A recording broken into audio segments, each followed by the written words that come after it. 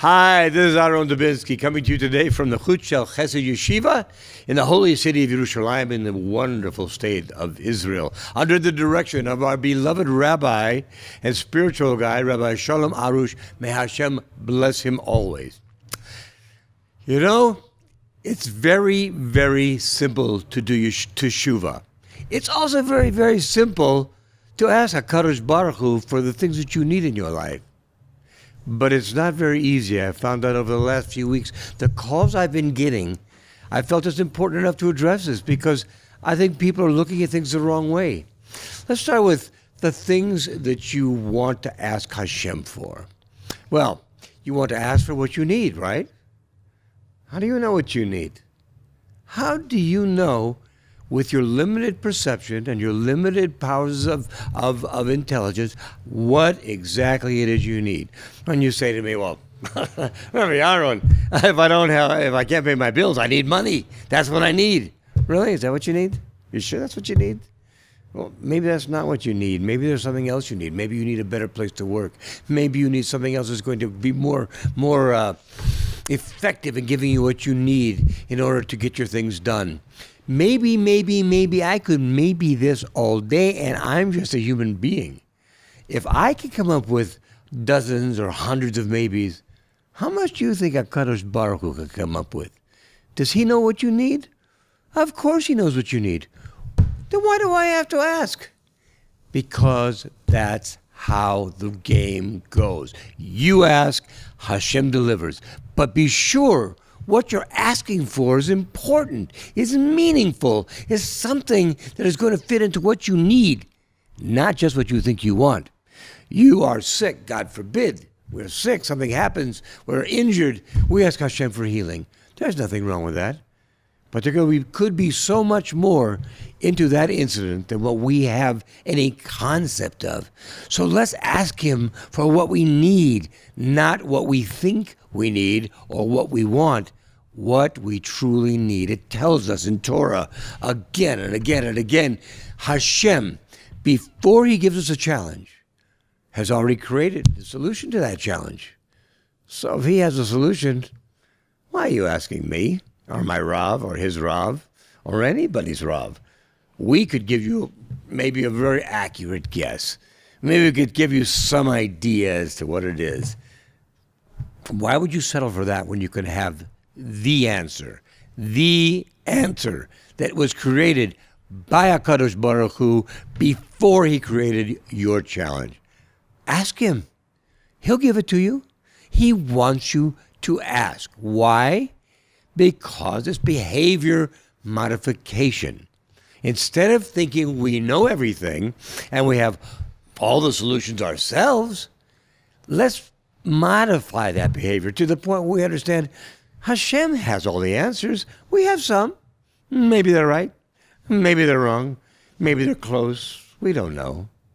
But the fact is, he always has the answer, the best answer. Remember what we say, everything comes from HaKadosh Baruch Hu. It all has purpose, and that purpose is always for our ultimate best. So why in the world would we take a chance with this?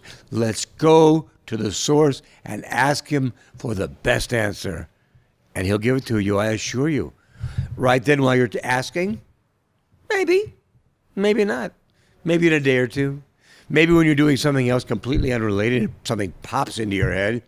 Where do you think it popped into your head from? HaKadosh Baruch Hu.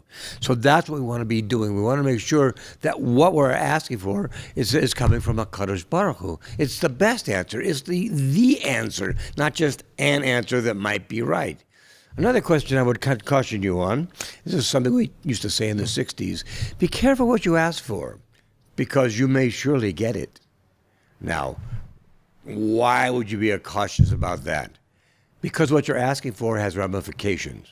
Everything in life has ramifications. The theory of relativity. For every action, there's an equal but opposite reaction. So what's the reaction to what you're asking for? Really think it out very closely. I've been counseling with somebody in America now for the last several months. Maybe I should do this, and maybe I should do that. If I do this, I think I could do this. Maybe I could do this, and I could do this. I said to him, sit down. Sit down for a minute. You don't have to ask right this second. Sit down, think about it. Go through it in your mind. If I ask for this, this will happen, then this will happen, then this will happen, and this will happen. Understand, this is the way that things go. They progress in a theory of logic based on what you'd ask for and what causes to happen and what it causes to happen, etc. Now, if you ask for something different, it takes you on a completely different path. So be very careful what you ask for. Make sure it's something of value. Make sure it's something that's a necessity. Make sure it's something that will advance you further to getting closer to Hashem. What do I ask for every day when I do my hitbodedut? I ask Hashem to bring me closer to Him, to give me a life of love, of joy, of fulfillment that will bring me closer to Him. Because guess what, kids? When we get closer to Him, everything is within our reach. Everything He wants to give us, and believe me, He's a father, just like any other father. He wants His children to be happy. He wants to give you what is going to make you happy, but also what is going to make you fulfilled. Carefully think about what it is you ask for. Now, when you ask, before you ask, let's talk about what you're going to do now. Well, one of the best things you can do is to say thank you for all the things that you've gotten. For all the good things Hashem has given you in the past, the things you never asked for, the things you don't even think about. Every day how your heart beats 60 times a minute. Every day how your lungs go in and out. Every day how your eyes get watered. How your saliva forms in your mouth to break down complex carbohydrates. All these things you get as free gifts. I don't know anybody that gets up in the morning and asks for any of these things, yet most of us have them. That's a good thing. Let's be thankful for those, for our family, for our children, for our good health, for all the multitude of blessings we get every day. Now, you've all read in the Rav's book, you need to be also thankful even for things that don't appear to be good. Chas v'shalom, a health problem. Chas v'shalom, a broken bone. Chas v'shalom, something in Parnasa. Chas v'shalom, something in Shalom Bayit. How do you say thank you for these? And here's what I'm hearing from people.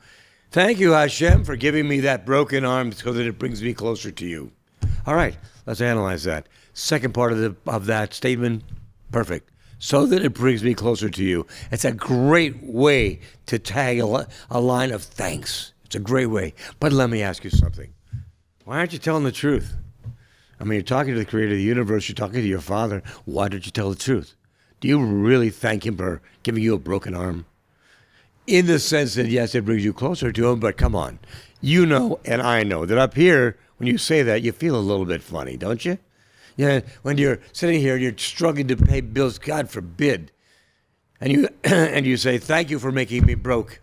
Thank you for so it brings me closer to you. Again, second part is great. First part, think about this. Are you really thankful that you're broke? Are you really thankful that you're broke? Now, some of you, on either of these two cases, maybe you are thankful. And God bless you if you are, because that puts you at a much higher madrigal than I'm at, a much higher level than I could ever see myself being at. It's not the fact that you're happy that you're broke. You're happy that the cause has brought you closer to Hashem. So how do we go around this and still do what we need to do, which is to thank Hashem for everything? Rav says this. We need to thank Hashem for everything. So how do we do it? You don't have to use the words exactly, so specifically.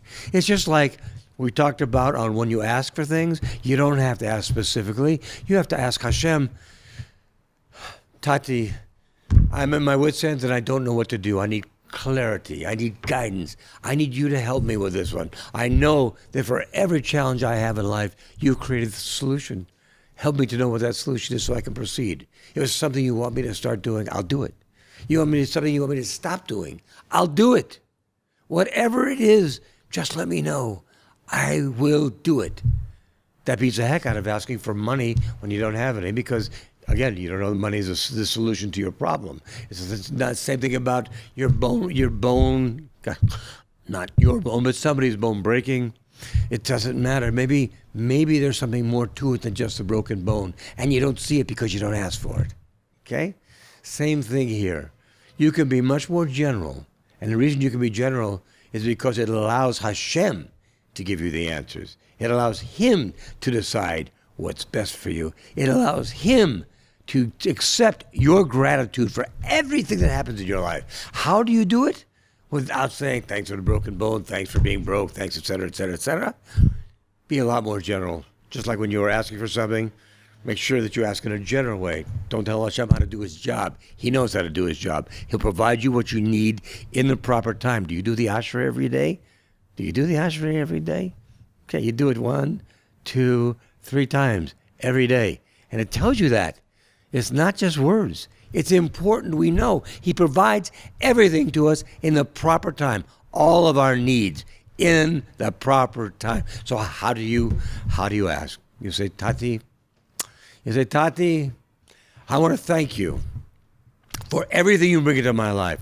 All the things I see is wonderful and good and beautiful and enhancing my life. And everything else that brings me closer to you. All of the other things. You just said basically, these are things that I'm not really thrilled about, but I thank you for them anyway. That's honest. You do thank for the sake that you get closer to Hashem. But it's not because you like them. It's because you know they bring you closer to Hashem. So do it in an honest way. Do it in a way that brings you closer to the creator of the universe.